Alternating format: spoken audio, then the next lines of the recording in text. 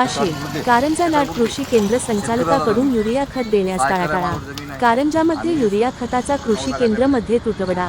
कारंजा तालुक्यातील शेतकऱ्यांमध्ये संतापाची लाट। शेतकऱ्यांना तात्काळ युरिया खत उपलब्ध करून द्यावे शेतकऱ्याची मागणी।